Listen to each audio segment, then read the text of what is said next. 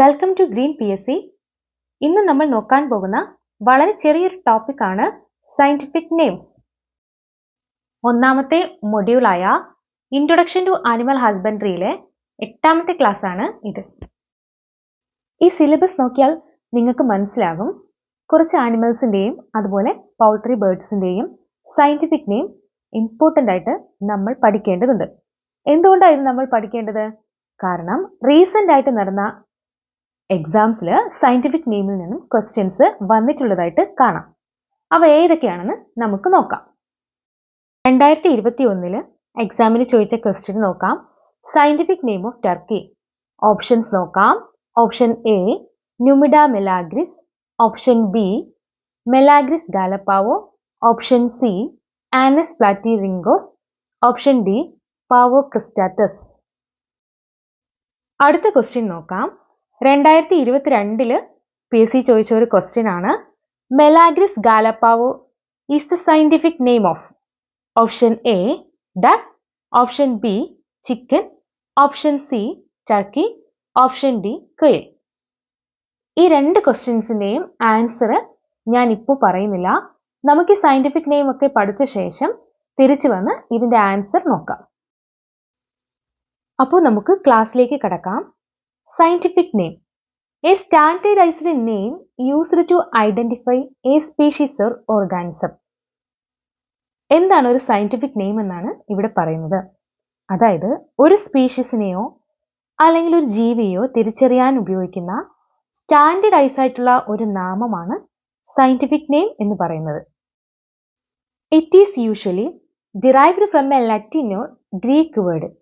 അതായത് ഒരു scientific name എപ്പോഴും ഡിറൈവ് ചെയ്തിട്ടുള്ളത് ഒരു ലറ്റിൻ അല്ലെങ്കിൽ ഗ്രീക്ക് വേർഡിൽ നിന്നായിരിക്കും.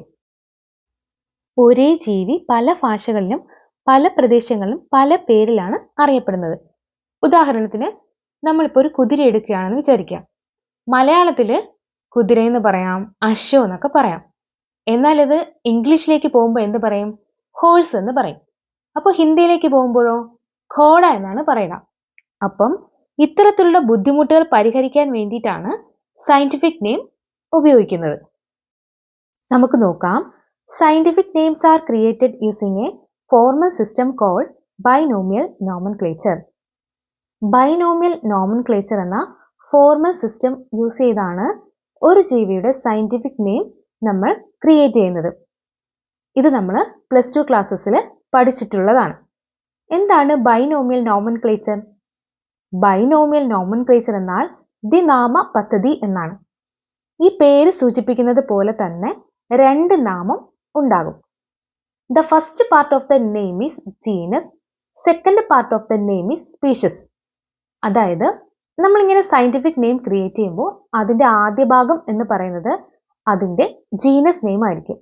രണ്ടാമത്തെ ഭാഗം എന്ന് പറയുന്നത് അതിൻ്റെ സ്പീഷീസ് നെയിമും ആയിരിക്കും. അപ്പോൾ എന്താണ് ഈ ജീനസ് നെയിമും സ്പീഷീസ് നെയിമും? റൈറ്റ് സൈഡിലെ പിക്ചർ ഒന്ന് നോക്കാമോ? ഇവിടെ ഹയറാർക്കി ഓഫ് ബയോളജിക്കൽ ക്ലാസിഫിക്കേഷൻ കാണാം.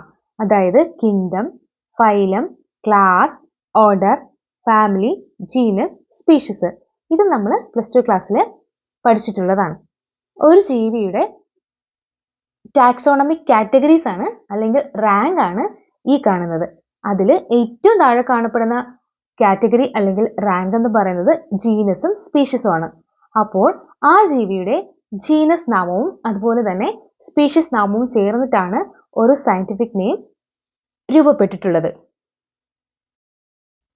ഈ ചിത്രം ഒന്ന് നോക്കിയാൽ നമുക്ക് വ്യക്തമായിട്ട് മനസ്സിലാകും എങ്ങനെയാണ് ഒരു സയന്റിഫിക് നെയിം രൂപപ്പെട്ടിട്ടുള്ളത് എന്ന്. ചിത്രത്തിൽ ഹോഴ്സിനെ നമുക്ക് കാണാൻ പറ്റും. ഹോഴ്സിന്റെ ജീനസ് നെയിം എന്ന് പറയുന്നത് ഇക്വസ് ആണ്. സ്പീഷീസ് നെയിം എന്ന് പറയുന്നത് കബാലസ് ആണ്. അപ്പോൾ രണ്ടും കൂടി ചേർത്ത് ഇക്വസ് കബാലസ് എന്നാണ് ഹോഴ്സിന്റെ ശാസ്ത്രനാമം. എന്താണ് ഹോഴ്സിന്റെ ശാസ്ത്രനാമം? ഇക്വസ് കബാലസ്. ഒന്നുകൂടെ പറയാം, ഇക്വസ് കബാലസ്. ആദ്യമായി നമുക്ക് ക്യാറ്റിലിന്റെ സയന്റിഫിക് നെയിം പഠിക്കാം. നമ്മുടെ ആനിമൽ ഹസ്ബൻഡറി നോക്കുകയാണെങ്കിൽ വളരെ പ്രാധാന്യമുള്ള ഒരു ഡൊമസ്റ്റിക് ആനിമൽ എന്ന് പറയുന്നത് ക്യാറ്റിൽസ് തന്നെയാണ്. അപ്പോൾ ഈ ക്യാറ്റിൽസിനെ നമുക്ക് ഡൊമസ്റ്റിക് ആനിമൽസിലെ ബോസ് ആയിട്ട് കണക്കാക്കാം.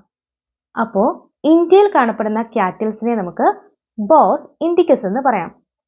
അതുപോലെ എബ്രോഡ് അല്ലെങ്കിൽ വിദേശത്ത് കാണപ്പെടുന്ന ക്യാറ്റിൽസിനെ നമുക്ക് ബോസ് ടോറസ് എന്ന് പറയാം. അപ്പോൾ എങ്ങനെ പറയാം? സയന്റിഫിക് നെയിം ഓഫ് ഇന്ത്യൻ കാറ്റിൽ boss indicus, scientific name of exotic കാറ്റിൽ ബോസ് ടോറസ്. അപ്പോൾ ഈ ബോസിനെ നമ്മൾ ആരും മറന്നു പോകരുത്.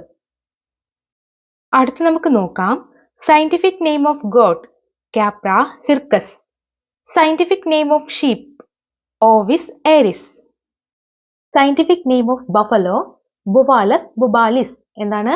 ബുബാലസ് bubalis. Scientific name of pig Sus scrofa domesticus. എന്താണ്?